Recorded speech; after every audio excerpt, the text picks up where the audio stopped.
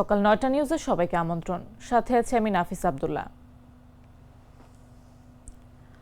আসন্ন ঈদ উল ফিতর উপলক্ষে ঈদ ফেরত যাত্রার অগ্রিম টিকিট বিক্রি শুরু করেছে বাংলাদেশ রেলওয়ে।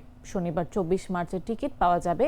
এছাড়া ২৫ মার্চের টিকিট ১৫ মার্চ, ২৬ মার্চের টিকিট ১৬ মার্চ, ২৭ মার্চের টিকিট ১৭ মার্চ, ২৮ মার্চের টিকিট ১৮ মার্চ এবং ২৯ মার্চের টিকিট ১৯ মার্চ পাওয়া যাবে।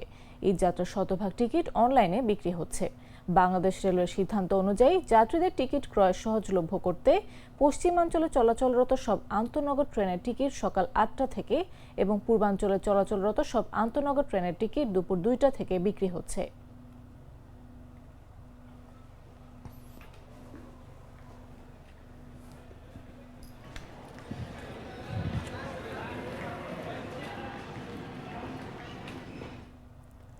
হঠাৎ অসুস্থ হয়ে হাসপাতালে ভর্তি হয়েছেন ঢাকা ৮ আসনের সংসদ সদস্য, প্রধানমন্ত্রীর রাজনৈতিক উপদেষ্টা এবং বিএনপির স্থায়ী কমিটির সদস্য মির্জা আব্বাস।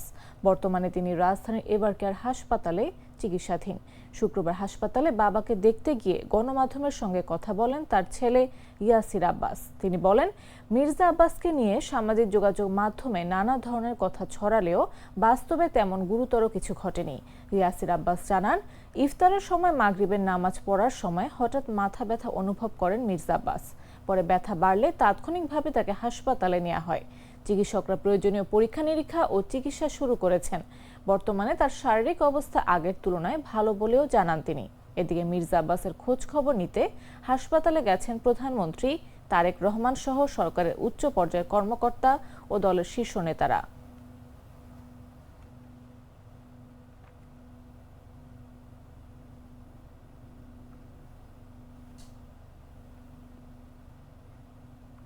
কুমিল্লার প্রাণপ্রবাহ গোমতী নদী পরিদর্শন করেছেন কৃষিমন্ত্রী আমিনুর রশিদ ইয়াসিন। এ সময় তিনি দূষণ রোধে সচেতনতার আহ্বান জানান। শনিবার বিকেলে তিনি নদীর বিভিন্ন এলাকা ঘুরে দেখেন।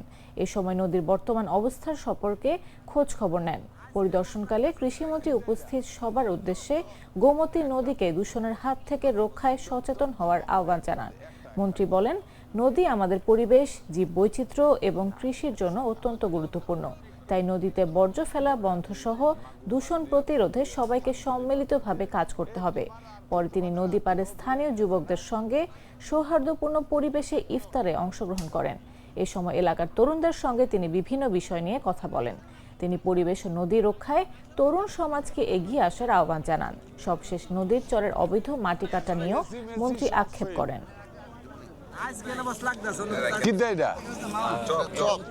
একটা চপ চপ কাবাব হয় একটা গুড এনাফ। না গড়ে আমি মাগুর মাছ দিয়ে থানকুনি।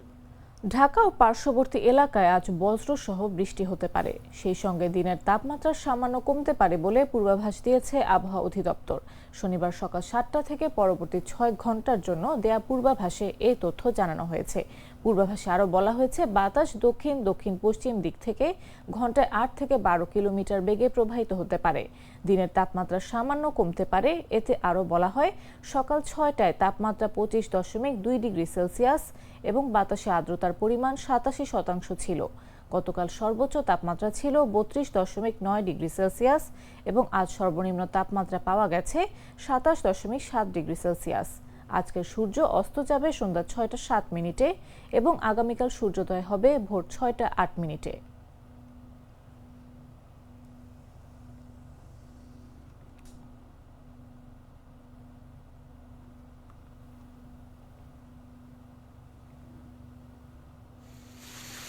প্রাণ কফি ক্যান্ডি, কররা কফি, কঠিন স্বাদে।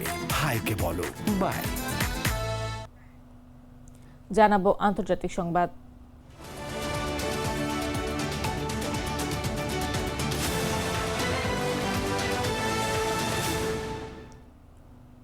ইরানের নবনির্বাচিত সর্বোচ্চ নেতা মোস্তফা খামেনি সহ দেশটির কয়েকজন শীর্ষ কর্মকর্তার সন্ধান দিলে সর্বোচ্চ $1 কোটি পর্যন্ত পুরস্কার ঘোষণা করেছে যুক্তরাষ্ট্রের পররাষ্ট্র দপ্তরের রিওয়ার্ডস ফর জাস্টিস কর্মসূচি।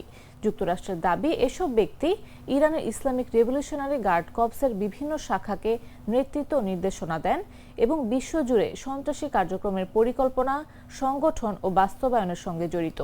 যাদের বিষয়ে তথ্য চাওয়া হয়েছে তাদের মধ্যে রয়েছেন ইরানের গোয়েন্দা মন্ত্রী Ismail Khatib, deputy chief of staff Ali Asghar Hejazi, major general Yahya Rahim Safavi, brigadier general Eskandar Momeni এবং সুপ্রিম কাউন্সিলের সচিব আলী লারিজানি। তবে আজ সকালে আলী লারিজানি তেহরানে আল কুদস দিবসের মিছিলে অংশ নিয়েছেন এবং নিজের অংশগ্রহণের ছবি সামাজিক যোগাযোগ মাধ্যমে প্রকাশ করেছেন।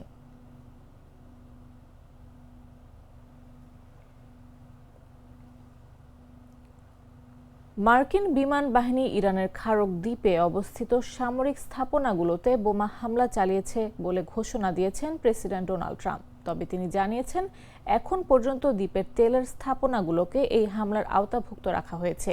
এই হামলা মধ্যপ্রাচ্যে চলমান উত্তেজনা আরও বাড়িয়ে দেবে বলে মনে করা হচ্ছে, কেননা ইরানের কাছে খারক দ্বীপের গুরুত্ব তাৎপর্যপূর্ণ।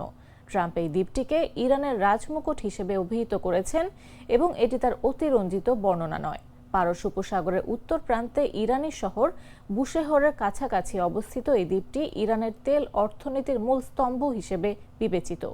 ইরানের জ্বালানি তেল রপ্তানির প্রায় 90% এই দ্বীপ দিয়ে সম্পন্ন হয়। এখান থেকেই অপরিশোধিত তেল ট্যাঙ্কারগুলোতে লোড করা হয়, যা পারস্য উপসাগর ও হরমুজ প্রণালী হয়ে চীনের মতো দূরবর্তী বাজারগুলোতে পৌঁছে যায়। খারক দ্বীপে হামলা হওয়া মানে সরাসরি ইরানের অর্থনীতির হৃৎপিণ্ডে আঘাত করা। এই দ্বীপে প্রেসিডেন্ট ট্রাম্পের হামলার ঘোষণা বিশ্ববাজারে তেলের দামে বড় ধরনের প্রভাব ফেলবে বলে ধারণা করা হচ্ছে।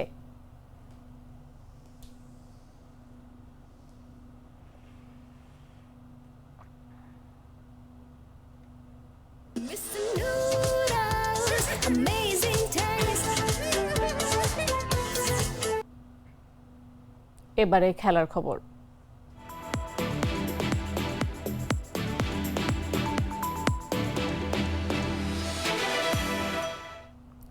মিরপুর শেরেবাংলা জাতীয় ক্রিকেট স্টেডিয়ামে সিরিজের দ্বিতীয় একদিনের ম্যাচে পাকিস্তানের কাছে বড় ব্যবধানে হেরেছে বাংলাদেশ। বৃষ্টি আইনে 128 রানের জয় পেয়েছে পাকিস্তান। টসে হেরে আগে ব্যাট করতে নেমে 274 রানে অল আউট হয় পাকিস্তান। শুরুটা ভালো হলেও শেষ দিকে দারুণ বোলিংয়ে মাত্র 43 রানে শেষ 7 উইকেট তুলে নেয় বাংলাদেশের বোলাররা। তাসকিন আহমেদ, মেহেদী হাসান মিরাজ ও নাহিদ রানার বোলিংয়ে ম্যাচে ভালোভাবে ফিরে আসে স্বাগতিকরা। জবাবে বৃষ্টির কারণে বাংলাদেশের সামনে লক্ষ্য দাঁড়ায় 32 ওভারে 243 রান। তবে রান তাড়ার শুরুতেই ব্যাটিং বিপর্যয়ে পড়ে বাংলাদেশ। মাত্র 15 রানে 3 উইকেট হারিয়ে চাপে পড়ে দলটি। এক পর্যায়ে লিটন দাস 33 বলে 41 রান করে কিছুটা আশা জাগালেও তিনি আউট হওয়ার পর ভেঙে পড়ে বাংলাদেশের ব্যাটিং। শেষ পর্যন্ত 114 রানে গুটিয়ে যায় স্বাগতিকরা। এই জয় 3 ম্যাচের সিরিজে 1-1 ব্যবধানের সমতা ফেরায় পাকিস্তান। ফলে আগামী রোববারের শেষ ম্যাচটি হয়ে উঠেছে অঘোষিত ফাইনাল।